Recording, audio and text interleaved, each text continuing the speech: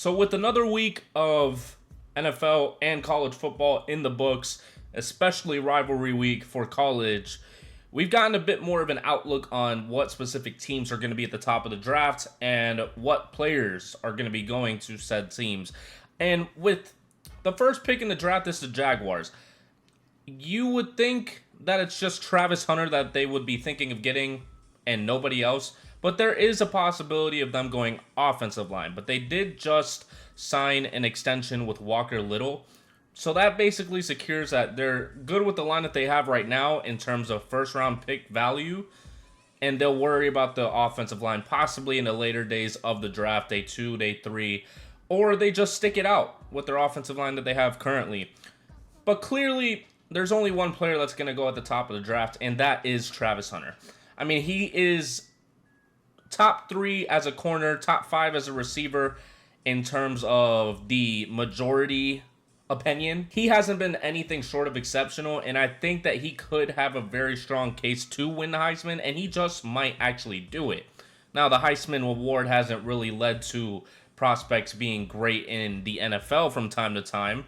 Bryce Young just got his footing in the NFL, and we've seen a few occasions that Heisman winners don't really translate to NFL players. But moving on from that, we're going to go to the Las Vegas Raiders, which, as I said previously, should clearly get quarterback. But Aiden McConnell in this past week had a very good game against the Kansas City Chiefs and held his own. And to be honest, if that muff snap never happened, they probably would have beat the Chiefs. And I believe that wholeheartedly. The Chiefs have been getting away with a lot of different things. Some people say it's black magic. That's none of my business. But Shedeur Sanders has been the one related to him in every way possible. And I think that's for a good reason. Cam Ward, as much as I want him to be the first quarterback off the board, and in my own opinion, he is the most mature QB prospect in this draft class, the Raiders are looking at Shedeur Sanders as a generational player. One, because he's Deion Sanders' son. 2, he is very accurate as a quarterback and as a pocket passer. He's able to get out the pocket when he needs to, get into space, maybe push for the first down, or get some extra yardage to help get the first down. But Shedeur Sanders is really the top of this class and is pro-ready, in my opinion. He has some mistakes to fix along the way, but I think if they pick a decent head coach, I don't know if Antonio Pierce is going to be there next year. In my opinion, I don't think he should if you want to develop Shedeur Sanders or any QB prospect they go after. But this would be 2 Colorado players going back-to-back, which, I mean, we expected from the time that these early mock drafts started. And I'm excited about it. I think both are very talented players, and they deserve it. They've worked very hard to get to this point. Shedeur Sanders, more than likely going to be the first quarterback coming off the board, who had a very good last game of the regular season of college football, getting 3 touchdowns to Travis Hunter. While the New York Giants have been really bad, I was trying to find a metaphor or something to explain them, but they're just piss poor, to say the least. The New York Giants are in desperate need of a quarterback. That much is clear. They made that very clear since dropping Daniel Jones and letting him go to whatever situation he wants to go to. But you still have that money on the books. You're hoping for a quarterback to come in and hold his own as this until you can pay him, which by the time they need to pay their rookie quarterback, that contract is going to be off the books for Daniel Jones, and they could even bring in more at those times, because I think in about 1 or 2 years, that Daniel Jones money is going to be out the door because they put it a lot of front heavy on that contract. But of course, my QB1, Cam Ward, is the man that I'm going to have going to the New York Giants. Very, very, very talented quarterback, very driven, because he wasn't in a situation that he started out at a top school and just played throughout the years, got better and all that. He started out not great, went to Wichita State, played his time there, almost went into the NFL draft last year, didn't like his stock, didn't like where he was going to go, decided to enter the transfer portal and went to University of Miami. That stutter was insane. But of course, 2.6% is his mark for turnover-worthy play percentage, and that marks his lowest in his career, his college career, and that's very good. He's progressively gotten better over time, and he has a very high passer ceiling with the way that he's gotten better over the years with his deep ball, especially after leaving Wichita State. And I think that he should be better than Shedeur Sanders, and I will continue to say that, even if I look dumb if he ends up not being. But I think Cam Ward is very mature as a pocket passer and someone that can get out of the pocket when he needs to, even in the tight quarters. Cam Ward, I can see going in the top 3 for sure. I can't see him going outside of that. And the New England Patriots are here after Drake May had another good performance. He's been getting progressively better over these games, and it's been very nice to see because you would like that out of a quarterback that stock kind of dropped for a bit because they thought maybe he was a little overrated in college, that his stats were inflated since he played at UNC. But he's been all the talk, and he has walked the walk at this point. And I like Drake May a lot. As much as I don't like the Patriots, I like Drake May. And with that being said, I don't expect them to go defense. As much as some people want to pair maybe like a Will Johnson up with a Christian Gonzalez, or get Abdul Carter to put on that defensive line since they got rid of Matthew Judon and Uche on it. Mason Graham is a possibility, especially after that Ohio State game. I can't see them going any other route but Tatario McMillan. I mean, he is a tremendous player. Yes, Arizona isn't a tremendous place for him to be playing, but he showed his talent, and I think that he would be able to translate it to the NFL playing with somebody like Drake May, who can know that he can trust him and not really worry about much of anything else, because them two developing together is going to help them tremendously, especially after he gets drafted. If he does get drafted to the Patriots, I'm sure Drake May is going to be the first guy to call him after the coaches to train as much as possible. But it could be an offensive line pick.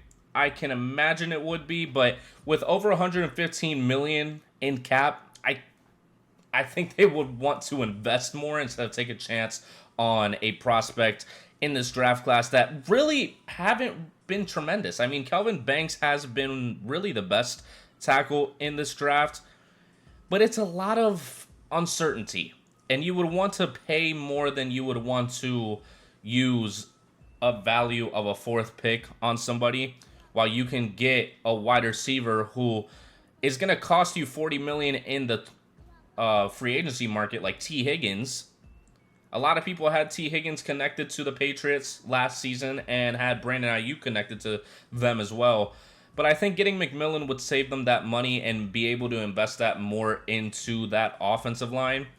At 6'6" and 210 pounds, I can't see him going anywhere else but be that guy for Drake May and their future. And the Carolina Panthers at the 5th spot have been coming into their own. They almost beat the Tampa Bay Bucks, and I was convinced that they were going to at one point. But of course, Baker Mayfield did what he does. And Bryce Young was still very impressive. I mean, he had to learn from that game, of course, in those late game situations. It wasn't even really his fault that they lost, because Chuba Hubbard ended up fumbling the ball, which is very unlike him. But Adam Thielen, right before that play, had a great one-handed catch. It was a tremendous play, but there is different routes that the Panthers could go. They could go cornerback, add to that cornerback room next to J.C. Horn. They could go safety since they lost Jeremy Chin. Halfback isn't really something since they already invested Jonathan Brooks last year in the 2nd round. Abdul Carter, yes, they need edge.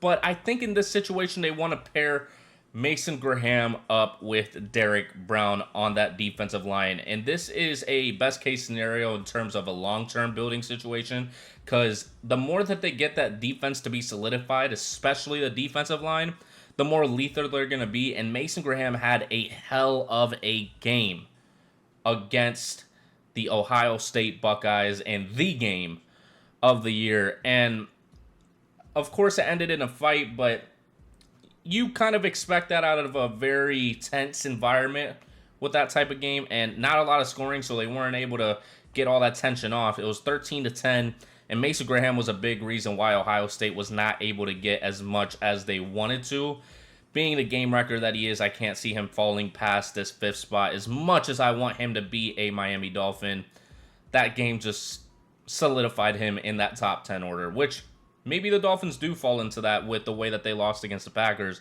As the New York Jets, who really was not expected to be at the 6th spot, with Aaron Rodgers, with Devontae Adams, Garrett Wilson, Breece Hall, Sauce Gardner, who hasn't been playing like himself this season. They are in a situation that they could go Jalen Milroe. And I would take him in terms of a normal draft, but assuming that this front office is going to want Aaron Rodgers back on the team, which I'm not 100% sure. I mean, Jalen Milroe did have a very good game this week against their opponent, rushing for multiple touchdowns. I mean, you can't really go wrong with that. But I'm split between him and Will Johnson going to the New York Jets. And with the way that it's kind of been and the speculation about it, I think I'm going to have to go Jalen Milroe at this spot. Yes, Will Johnson would be a great addition to this team. And that secondary that's been really bad. Oh, gosh. Never mind. I'm going to go Will Johnson. I can't, with the way that nobody in that secondary has been performing well, and if they also lose DJ Reed in free agency, addressing the cornerback position in the draft will be the main priority. Now, that's only if DJ Reed leaves. So assuming that they're not able to get him back and not able to get their free agency signings, Will Johnson is going to be the pick for me. He did miss out on that Ohio State game, but it seems like they didn't miss him because they had some great players out there who were very hungry.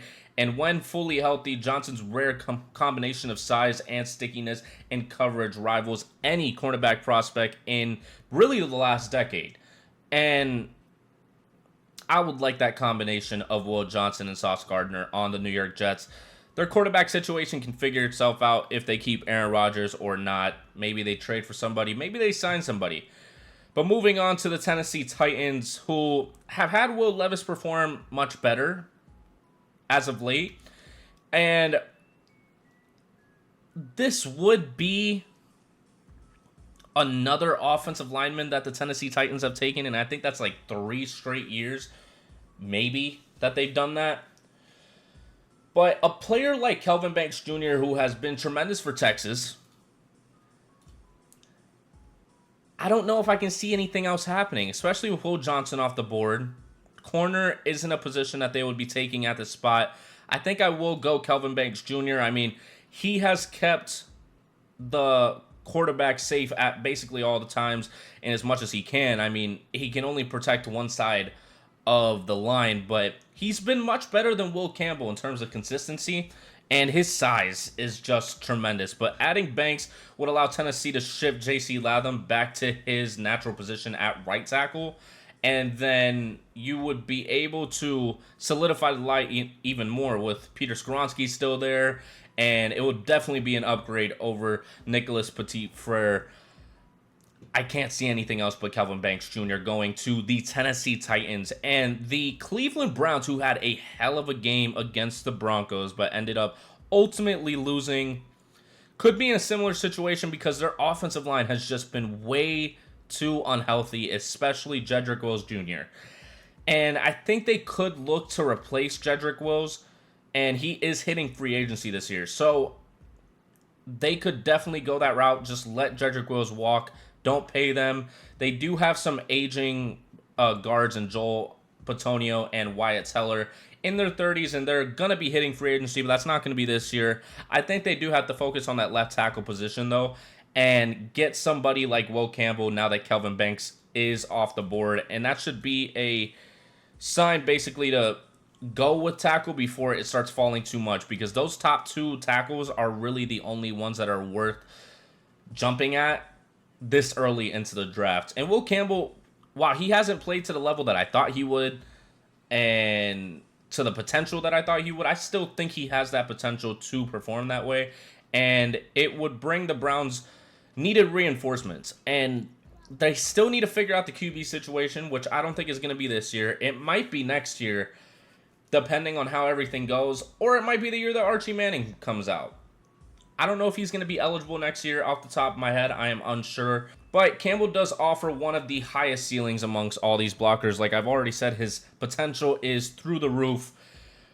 His floor is a decent tackle, but his potential to be much better than that, and really a generational tackle to my eyes. I know a lot of people hate hearing generational, but I think Will Campbell has the possibility to do so, as a Joe Alt would as well. And the Cincinnati Bengals, as much as I've had them taking possibly wide receiver, like maybe a Luther Burden or Mecca Buka because they're lower in the draft, being at the 9th spot now, they should go somewhere that would provide them a little bit more help in a aspect of their team called the defense, because it has been bad. Their defense has not been great, and they've been getting beat downfield. And somebody that could definitely help with that is Malachi Starks. Malachi Starks is one of, and if not my favorite prospect in this draft in terms of the secondary. He's been consistent throughout the year, and Geno Stone was supposed to provide an upgrade in the secondary, and he just hasn't been able to do so for the Bengals. And plagued by injuries, the defense has regressed a significant amount, and they just need to get younger. They really do. And this guy has a lot of football IQ, athleticism, and ball skills. I just can't imagine them going any other route but Malachi Starks with his talent, with his IQ. He's really been the backbone of that Georgia defense. And that would be a tremendous pickup for the Cincinnati Bengals. As much as they need defensive line, secondary needs some help. And the New Orleans Saints are now here at the 10th spot and see a perfect opportunity, since a lot of teams ended up going with tackle or bigger positions. This is a golden opportunity for them to go Abdul Carter. Abdul Carter has come into his own this season, and he was a former linebacker. He turned into an edge rusher, and he brings an elite first step explosiveness that I really haven't seen in my time of watching film for mock drafts, while I have done it for about 2 or 3 years. It's been very impressive. Very impressive, his progression and the way that he's made his way into this top 10 conversation. And going to a team like the New Orleans Saints would be one of the best fits in this draft, if not the Eagles. But the Eagles are not going to need him at this point, because they're going to be all the way down here, and they don't have the value to be able to get him. But Abdul Carter out of Penn State University, being edge rusher university, is going to give another one to the NFL and bring him to the New Orleans Saints, as the Chicago Bears, who have had a very interesting season, to say the least. A lot of people thought that they were going to possibly make a competitive push for the playoffs with their team that they had. Clearly, that has not been correct. But they've needed a certain type of position, and there is one person that has been able to figure that out in terms of fitting that mold that is needed on that defense, and that is Jalen Walker. He has served as a linebacker edge rusher hybrid for Georgia in recent seasons, but his primary strength does lie in his pass rushing ability, which there's been a lot of lack in that Chicago Bears defense. He brings a lot of top-tier athleticism, and even with his limited length, I could still see him making an impact on that pass rushing for the Chicago Bears. It makes it difficult just because I could even see like a Nick Scorton, who has a lot of potential to be better since his Purdue days. He hasn't been fantastic at Texas A&M this year, but I'm going to go Jalen Walker. I like him a lot. And we're going to move on to the Miami Dolphins, who haven't had very healthy defensive linemen. And you would want them to go defensive interior with the way that they lost Christian Wilkins. They do still have Zach Seiler, who is a tremendous defensive tackle, or nose tackle, if you will. They've had some very unlucky season-ending injuries with Jalen Phillips and Bradley Chubb. And this is a situation that I could see them go edge to try to bring not only more depth, but somebody to the opposite side of Chop Robinson if Jalen Phillips and Bradley Chubb are never going to be able to come back at this point with their extensions as well. Yeah, I can't see them going anywhere but trying to get younger at that defensive line. That's been the pivotal aspect of the Dolphins defense. As much as their secondary has been good from time to time, Nick Scorton just brings a versatile skill set, and with a deep pass rush repertoire, he has a lot in his bag to be able to get to the quarterback or at least put pressure on him inside or outside. And he has a great frame for the NFL, and I can't really see anybody else fitting much better for the Miami Dolphins at this position. Going edge again, but the only other way is Jalen Milroe. But we're not going to go Jalen Milroe. He's been very inconsistent. I'm not even sure if I'm going to have him going in the first round as of right now. But of course, the Dallas Cowboys are up on the clock, and this has been the pick that has stayed the same, and I think it's going to continue to. Their defense has been very impressive. It showed me nothing to draft defense, and a generational halfback is on the board, or possibly could be. I don't know how it's going to translate to the NFL, but for what I can see, he can break tackles like I've almost never seen before, and Ashton Genty could bring a lot to that Dallas Cowboys offense. At least some sort of versatility, because having Rico Dowdle back there, while he is talented, he's just not as talented as Ashton Genty is. And his ceiling is just so much higher than Rico Dowdle's. And this is really just the only realistic situation that I can see. I mean, I wouldn't be surprised if the Dallas Cowboys take some stupid pick over Ashton Genty at that spot just because they want to prove the press wrong. But moving on to the San Francisco 49ers, who you can't really see them going any other way but offensive line. Their offensive line has both been injured and have been leaving. A lot of players that they drafted in the past have left. Trent Williams is only getting older. He did get an extension, but he's been out a few games. He did lose his newborn child, which, I mean, prayers out to him, of course. But you have to start trying to build that depth, and they haven't been doing that at a great rate in recent years like I've been wanting them to. I've had them taking tackles in the past two drafts. They didn't take them. Or at least the tackles that I thought that would make an impact. But Ursery would be a very good fit for the 49ers just because of his size. Being 6'6" and 330 pounds, he has, of course, a great blend of size and explosiveness. I mean, at that size, you don't really expect somebody to be as explosive as Ursery is at Minnesota. But he can play both tackle and guard. You could just move him in while Trent Williams is still in the league. Move him back out to his natural position when Trent Williams is gone. I think he would be a very valuable development piece for the 49ers' future, just because there's so much uncertainty. Brock Purdy, we don't even know if he's going to be staying on the team. I don't see them going any other route but that, unless maybe Jalen Milroe. Maybe. If they want to keep that whole rookie contract situation going, Kyle Shanahan could figure it out with him. I mean, that would be an insane read option type of offense that he could develop. I don't know if that's in Kyle Shanahan's bag, though. As the Indianapolis Colts, who I usually have taking a safety, now see that is not on the board. Linebacker, Jahad Campbell just isn't worth that pick at this spot. So you have to take the best talent for the position that you desperately need. And Tyler Warren has started to jump Colston Loveland in a lot of drafts and in a lot of situations that I've seen.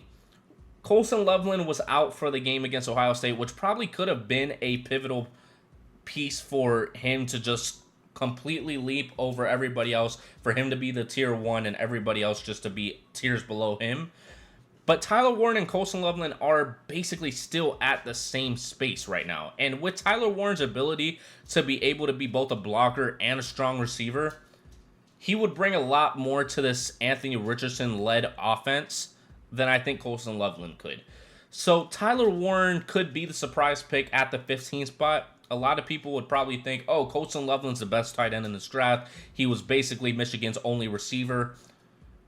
Why would they go anywhere else? Colston Loveland just can't block the way that Tyler Warren can and has for Penn State, and is still as good of a receiver as Colston Loveland is at the tight end position. And giving that to Anthony Richardson would just be insane to add to that depth, as the Tampa Bay Buccaneers are here and need some sort of jump in the defense. I would have them going cornerback usually, but in this one, I'm going to have them taking a defensive interior player. The two guys that I'm split for the Bucs right now is either Kenneth Grant or Walter Nolan. My reason for Walter Nolan is his ability to be versatile, because he has elite athletic potential. He was a 5-star prospect previously coming out of high school. He is 6'3" and 305. You could line him up in 5-tech. He could bolster that pass rush so much for the Bucs, which, I mean, it could be lackluster at some points unless it's literally Vita Vea getting in. Kalijah Kancey's great, but I've seen him more able in the run defending. Well, Walter Nolan is able to fill out as a pass rusher. I'm going to have to go Walter Nolan, which is weird. It's weird because I haven't seen a lot of people doing that. But I could see them trying to go depth at that position. A lot of people didn't see Kalijah Kancey going to the Bucs. Could be that type of situation there, as the Los Angeles Rams are really in need of one thing, or one main thing, and that is corner. That is corner for sure. I mean, he does have a hip injury, which is concerning.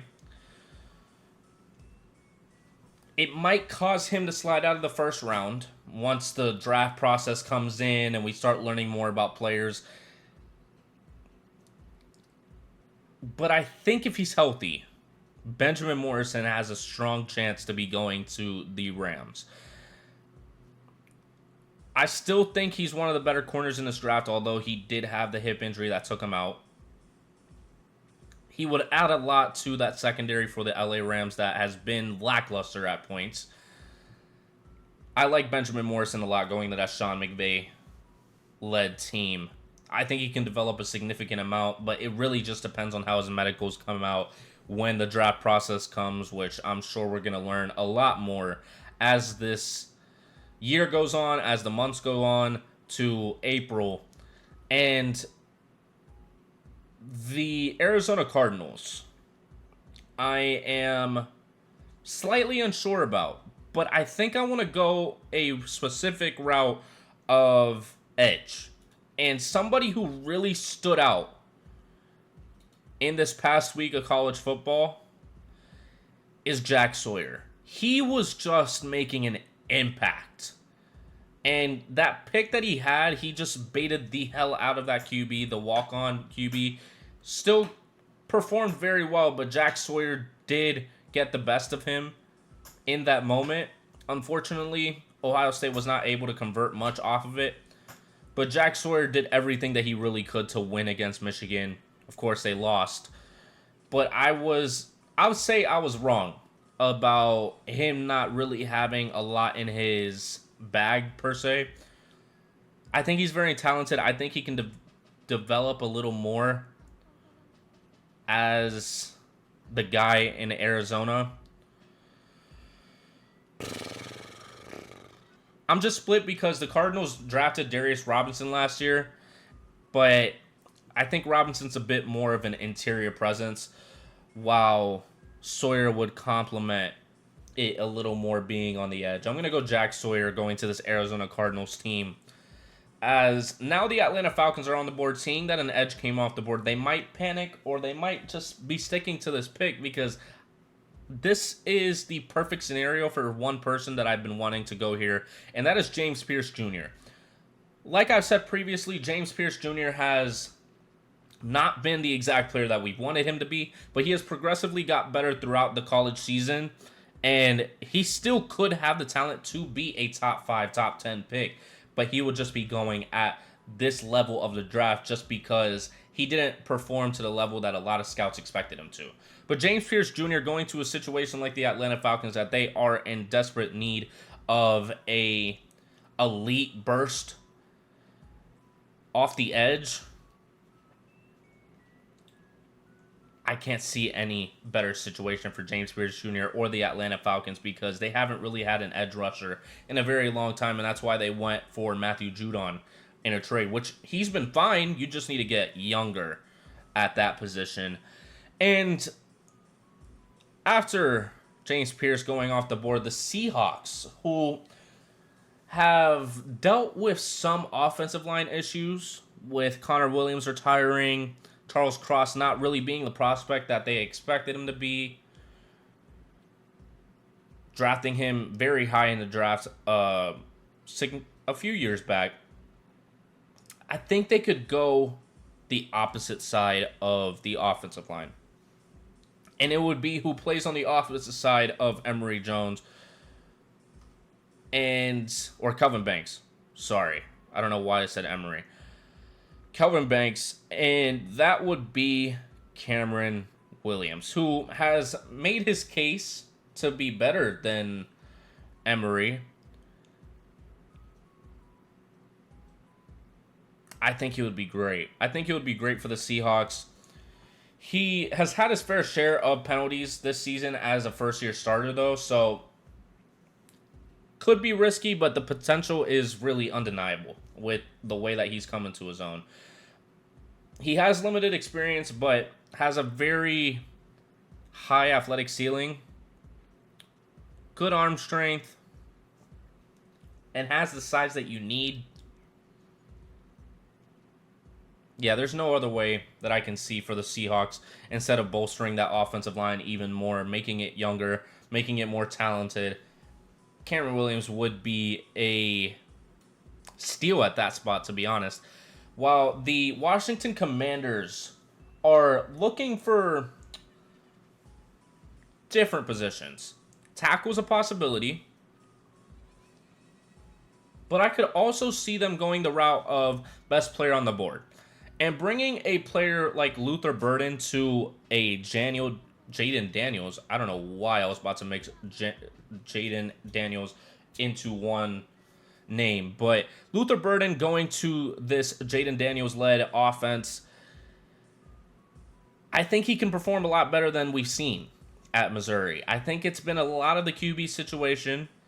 Washington did miss out on the Brandon Ayuk sweepstakes last offseason. I think he would be a long-term complement to McLaurin and also just being a Jaden Daniels guy because Scary Terry gets double-teamed at points when certain teams think that they need to focus on him more. But Luther Burden could be that T. Higgins to the Jamar Chase type of duo for Jaden Daniels on that Washington Commanders offense. And Cliff Kingsbury could figure out something to make it even better, which who even knows if Cliff Kingsbury is still going to be there. While the Houston Texans have been running into a lot of offensive line issues, and I've talked about this guy in previous drafts and had him actually going lower because he just wasn't getting the attention that a lot of people expected him to. But he's been coming into his own as a tackle. Previously, he was like a 40 ADP. Now he's at 19. Wyatt Billum out of West Virginia. He does lack ideal arm strength for the tackle position, and you could just move him to the guard if you need to. But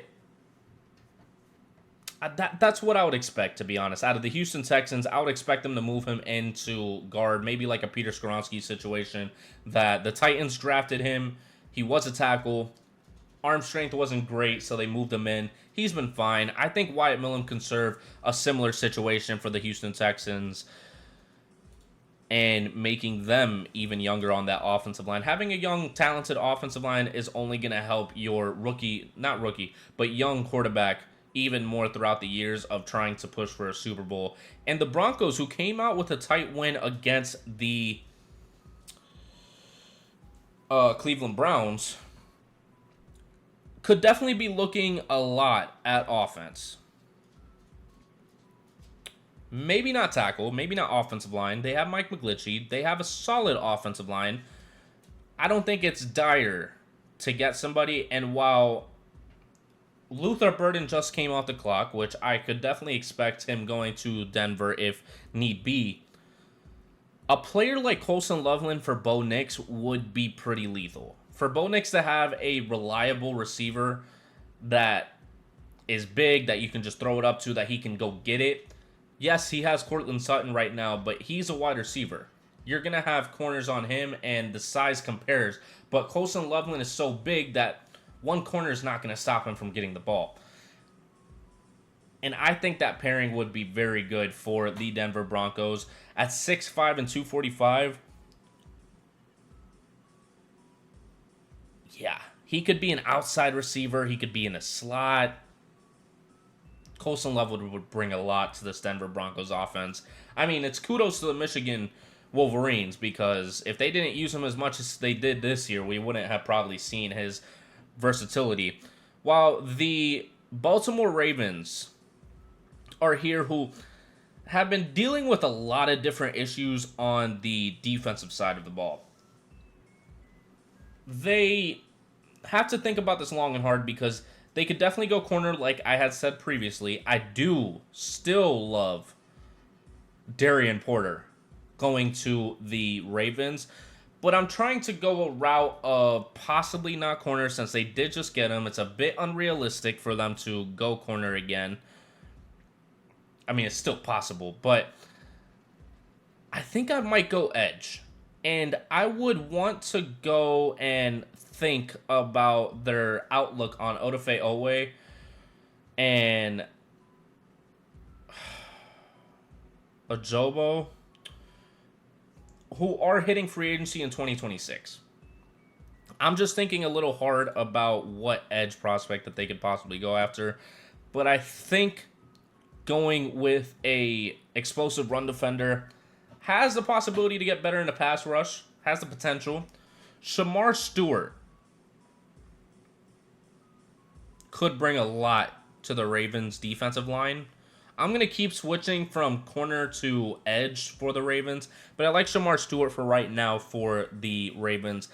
Darian Porter might make his way back into these drafts at some point. I still love him a lot. I still like him a lot. He might even go to another team. But the Chargers, seeing that Colson Loveland came off the board, they should look at defense. And defensive interior would probably be the most ideal situation, also just because Jim Harbaugh recruited and developed Kenneth Grant to be the man that he is. And he did once call him a gift from the football gods. And it makes sense. I mean, they have Poona Ford there, who can be good at points, but are you going to look for him to be there for the next coming years? I don't think so. At 335 at defensive tackle, he's more athletic than a lot of people expect him to be with that size, and his run defending is just something that this defensive line of the Chargers need. And it just makes sense with the head coach. It really does. Kenneth Grant going to Los Angeles, enjoying that California sun with his former head coach and now current. The Pittsburgh Steelers. I want to go corner. There's a few different routes that they could go. Jahdae Barron is a definite possibility. He can perform at safety. He can go to outside corner. He can go to slot corner. And he's performed at all three of them.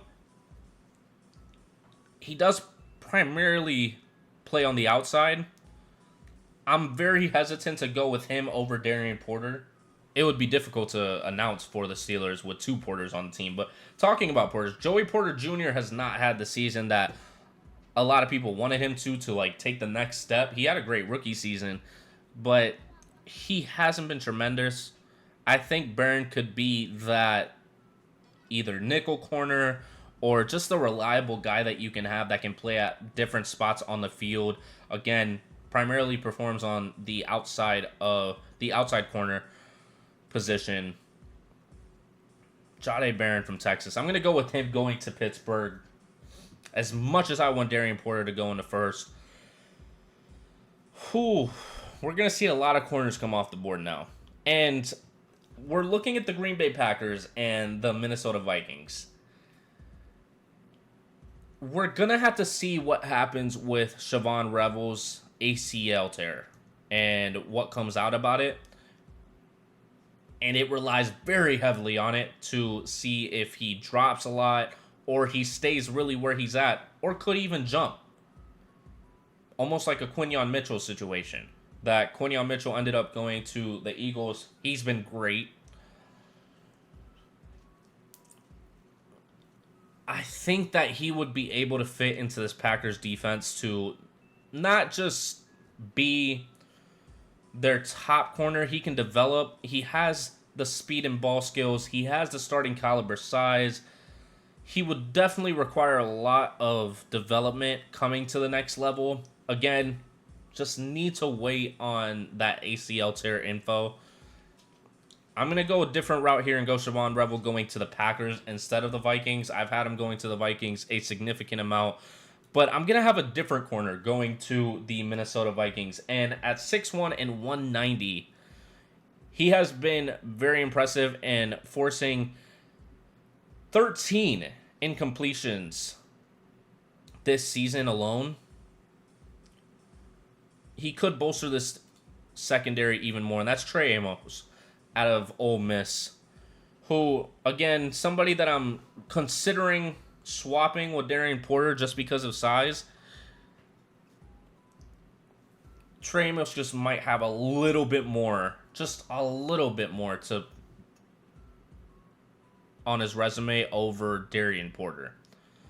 Now, this could be a situation of a Nate Wiggins with a 6'1", 190. We don't know if 190 is going to be very spot on, but Trey Amos does have long arms and the physicality and coverage that you would need out of a corner, especially playing on the opposite side of Byron Murphy Jr. I like him going to Minnesota as the Philadelphia Eagles, who got a very, very impressive corner out of the last draft that, I was raving about.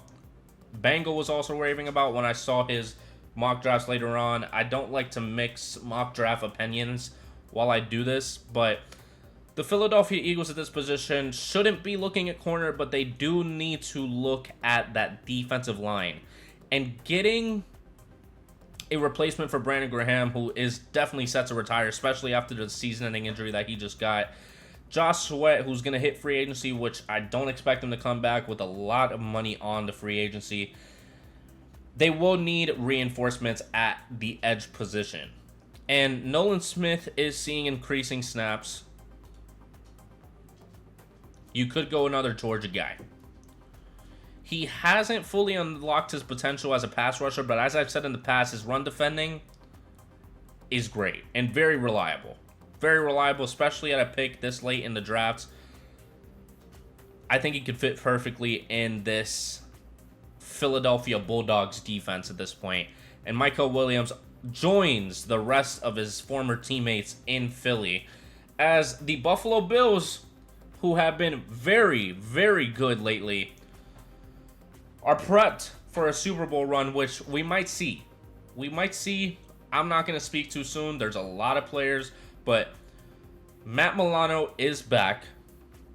He remains to be one of the best linebackers in the league when he's healthy, but he is over 30. And he did miss a significant amount of time with injury, and you're uncertain if he's going to stay this healthy linebacker for the coming years into his 30s. And you kind of want to look at the future, and the Buffalo Bills have been known to draft linebackers very effectively. Very effectively. Jahad Campbell has been a guy that I've loved since the Alabama-Georgia game, since seeing him play at the level that he did. 6'3", 245. He's built like the NFL linebacker that you would want. He has the speed. He has the blitzing ability to thrive in this Buffalo defense that could have him drop back or rush the quarterback completely. Jahad Campbell could add a lot to the front seven of the Buffalo Bills. Now, that's only if they don't trust the Matt Milano health status for years to come. But I like Matt Milano. I love Matt Milano. I think he's going to be the X factor for that defense going into this late run of the regular season and going into the postseason. He needs to get his footing. Obviously, he just played in basically a blizzard. Performed well, but, he was getting his rust off. I think this next game, he's definitely going to show off a lot against Matthew Stafford and the Los Angeles Rams, as the Chiefs are not going any other route but tackle. Wanya Morris at left tackle has not been what they need for Patrick Mahomes. And to be honest, as much as I hate the Chiefs and as much as I dislike just the way that they go about things and how the refs kind of lean towards the Chiefs in certain situations, they've been unlucky at the tackle position. Their interior three, tremendous. Probably top three in the league, for sure. Josh Simmons needs to add to that tackle position, and they need to get Wanya Morris out of there completely.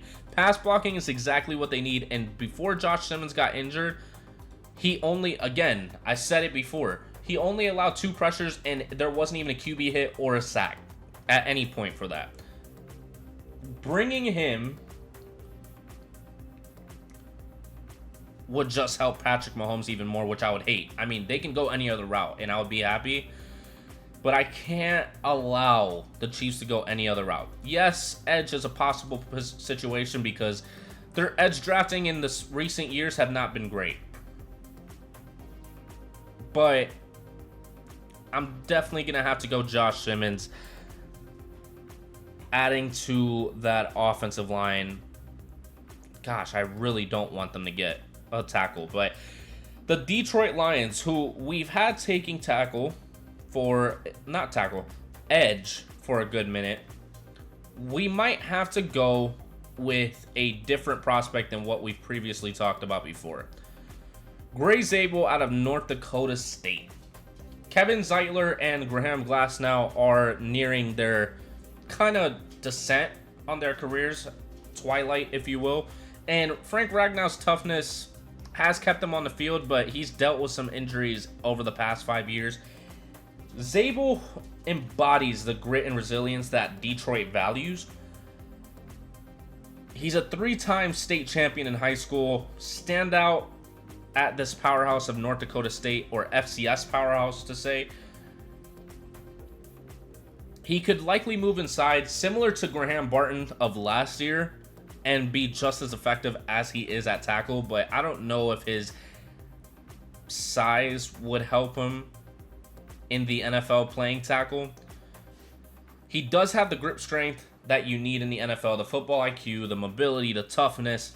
I think he could help this interior 3 of the Detroit Lions. And I'm going to go Gray Zabel for right now. Tyler Booker has not been the player that a lot of people expected him to be. But that's going to round out this draft for the 2025 NFL draft. Again, another draft that I like. Maybe I like my last one a little bit more, just because I like the fits for different people. This kind of felt like pick what you can with the positions that you need. I still like a lot of the situations. I mean, I don't see the Giants going any other route but Cam Ward, unless the Raiders magically win a game or two and the Giants jump to the second pick. Then I could see Shedeur Sanders going to the Giants. But as of right now, the Raiders do have the second pick. Shedeur Sanders is probably going to be the first QB coming off the board. I would be highly surprised if Cam Ward is. And as you saw, Jalen Milroe did not make his way into this draft at all. If you don't agree with that, let me know down in the comments below. If you don't agree with any other picks that I made, let me know down in the comments below. I'll explain myself. We can have a conversation, and I would love to talk to you guys. That drop of all the cornerbacks at the 26th to the 28th spot definitely threw me for a loop, but I think this is a possibility. I think a lot of these players would help these teams going into the future. And again, if you did enjoy that, while you're down there, letting me know your opinion, like so more people can see it, so we can have more of a conversation down below, and subscribe so you don't miss out on the rest of these mock drafts heading into the draft season. I'm excited for it. I'm excited for the NFL playoffs. I think it's going to be a great end of season and playoffs going into the Super Bowl. But then after that, when we get into the whole process of the draft, I'm excited. I'm excited for all of that. I'm excited to see all of that. And I will see you in the next video. Peace.